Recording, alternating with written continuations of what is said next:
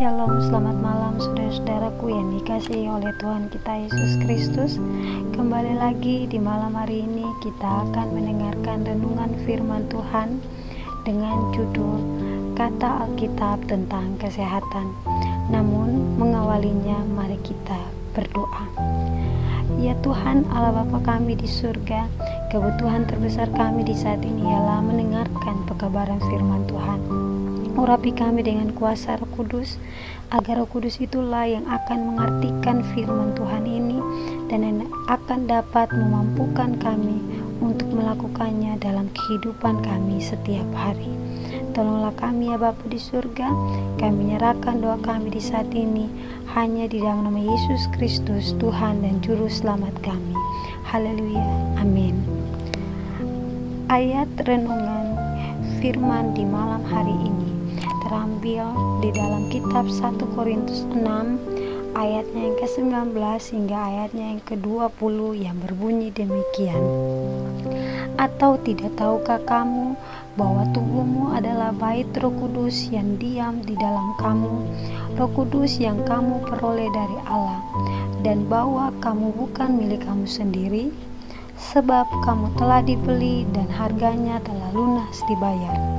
Karena itu muliakanlah Allah dengan tubuhmu. Saudara-saudaraku yang terkasih, tahukah kita bahwa Alkitab tidak hanya memuat ajaran tentang kerohanian, namun juga yang berkaitan dengan jasmani seperti kesehatan tubuh.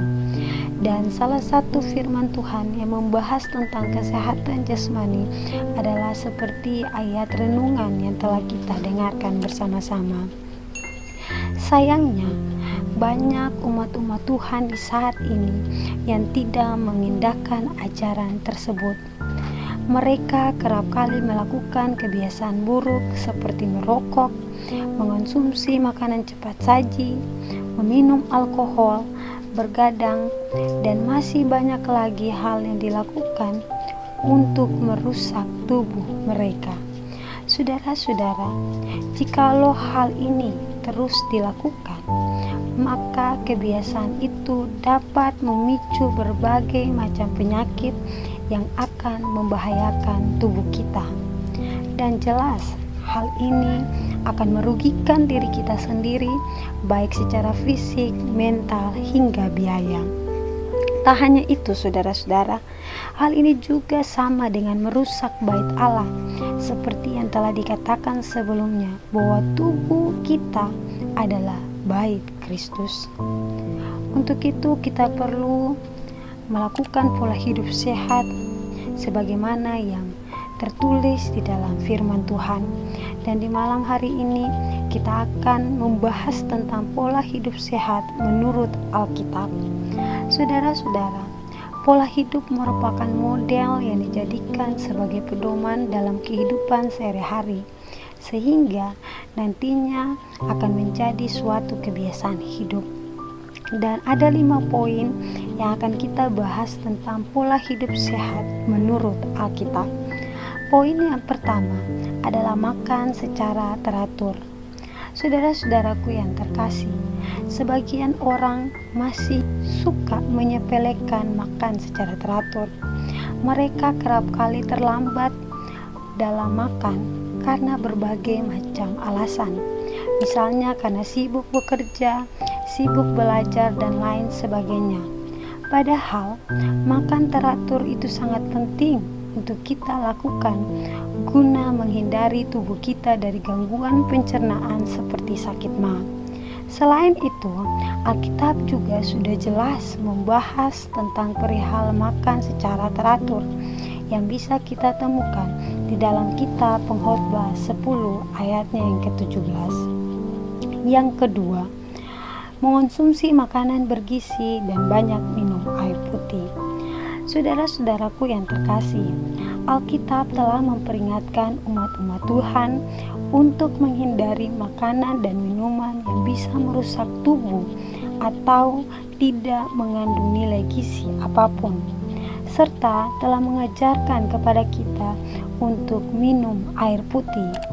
Hal itu dapat kita temukan dalam 2 ayat Alkitab yakni di dalam kitab Daniel 1 ayatnya yang ke-12 dan di dalam kitab Imamat 3 ayatnya yang ke-17. Poin yang ketiga yang bisa kita lakukan dalam menjaga pola hidup sehat sesuai Alkitab adalah dengan menghindari alkohol. Saudara-saudaraku, Alkitab dengan tegas telah berbicara tentang menentang kebiasaan buruk dalam minum alkohol. Sebagaimana telah dikatakan dalam kitab Amsal 20 ayatnya yang pertama berbunyi demikian, anggur adalah pencemooh, minuman keras adalah ribut, tidaklah bijak orang terhuyung-huyung karenanya. Poin yang keempat adalah berpikir positif. Saudara-saudaraku, kesehatan fisik itu dipengaruhi oleh emosi, pikiran, dan sikap hidup seseorang. Untuk itu, sebagai umat-umat Allah, kita harus terus berpikir secara positif. Kita harus bersuka cita dan sering tertawa. Sebagaimana dalam kitab Amsal 17 ayatnya yang ke-22 menyatakan bahwa hati yang gembira adalah obat yang manjur, tetapi semangat yang patah mengeringkan tulang.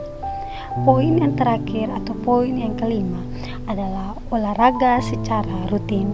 Saudara-saudaraku yang terkasih, olahraga tidak hanya melatih otot dan menyegarkan tubuh, namun juga bisa menjernihkan pikiran kita. Karena ada baiknya saudara dan saya kita luangkan waktu kita untuk berolahraga secara rutin. Salah satu ayat Alkitab yang sempat menyinggung bahwa olahraga sangat bermanfaat bisa kita temukan di dalam kitab 1 Timotius 4 ayatnya yang ke-8. Saudara-saudaraku yang terkasih, adalah dosa bagi kita apabila kita melanggar aturan-aturan kesehatan, sama halnya dengan dosa melanggar 10 hukum. Kedua-duanya sama-sama melanggar hukum Allah. Juru selamat kita telah memberikan amanah dan amaran kepada murid-murid Yesus bahwa sebelum kedatangannya yang kedua kali, satu keadaan akan muncul sama seperti yang telah terjadi sebelum air bah, bahwa manusia akan makan dan minum yang dilakukan secara berlebihan dan dunia akan hidup dalam kepelisiran. Keadaan seperti ini terjadi pada dunia saat ini. Dunia sudah menyerah kepada pemanjaan terhadap nafsu. Dunia mode telah memperbudak kita dalam kebiasaan-kebiasaan yang jelek, yaitu kebiasaan yang semakin menciptakan kita seperti penduduk Sodom dan Gomora. Kita hidup sekarang ini dalam dunia penuh dengan kebejatan moral. Nafsu berahi telah menguasai pertimbangan sehat dan perhatian orang selalu tertuju kepada nafsu.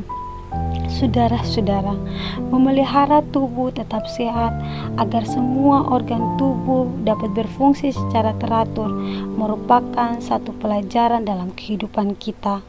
Sebagai anak-anak Allah, kita harus memuliakan Allah dengan tubuh kita. Karena jika kita sakit-sakitan dan berpikiran kerdil, maka kita tidak dapat memuliakan Allah. Jangan kita memanjakan diri kita dengan kegelojohan terhadap makanan atau minuman yang dapat membuang tenaga fisik dan melemahkan kuasa pikiran. Saudara-saudara, tubuh kita adalah harta Tuhan yang sudah dibeli, dan kita tidak bebas memperlakukannya menurut kemauan kita sendiri. Manusia harus melakukan hal ini.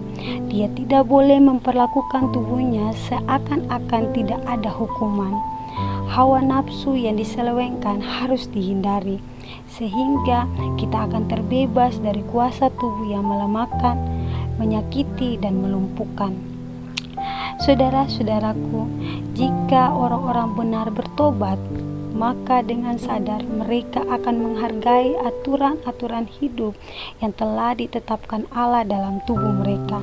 Dengan demikian, mereka akan berusaha menghindari kelemahan fisik dan pikiran secara kebejatan moral. Penurutan akan hukum-hukum haruslah dijadikan sebagai suatu tugas pribadi. Kita sendiri harus menderita penyakit karena pelanggaran hukum. dan kita wajib mempertanggungjawabkan kepada Allah kebiasaan dan segala perbuatan kita. Pertanyaannya sekarang bagi kita bukanlah apa komentar dunia, tetapi sebagai orang yang mengaku umat Allah, bagaimana aku harus memperlakukan tempat tinggal yang diberikan Allah kepadaku? Akankah aku bekerja demi kebaikan jasmani dan rohani dengan memelihara tubuhku sebagai Ka'bah, tempat tinggal Roh Kudus? Atau akankah saya mengorbankan tubuh saya kepada pendapat dunia dan segala kebinasaannya? Renungkanlah dan jawablah pertanyaan itu dalam diri kita masing-masing. Pikirkanlah perkara-perkara yang di atas dan serahkanlah segala kekhawatiranmu dan hidupmu kepada Tuhan, dan biarlah Tuhan selalu memberkati segala kehidupan kita. Demikianlah renungan kita di malam hari ini. Mari kita berdoa. Ya Tuhan Allah Bapa kami di surga, terima kasih untuk firman yang telah menguatkan iman kami. Ajarlah kami untuk menjaga tubuh kami, kesehatan kami, karena itulah yang Tuhan inginkan. Dan Tuhan bantulah kami agar kami mampu melakukan firman ini dalam hidup kami.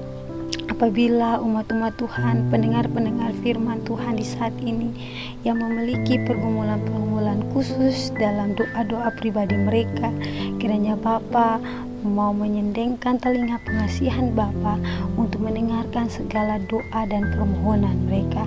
Bapa mau jawab seturut dengan kasih dan kehendak Bapa. Malam telah melingkupi kami dan kami akan beristirahat.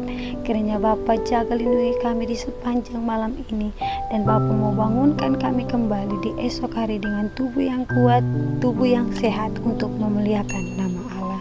Sempurnakanlah doa kami di saat ini ya Bapa di surga, karena kami berdoa hanya di dalam nama Yesus Kristus, Tuhan dan Juru Selamat kami. Haleluya, amin. Demikianlah renungan kita di malam hari ini. Tuhan memberkati kita semua.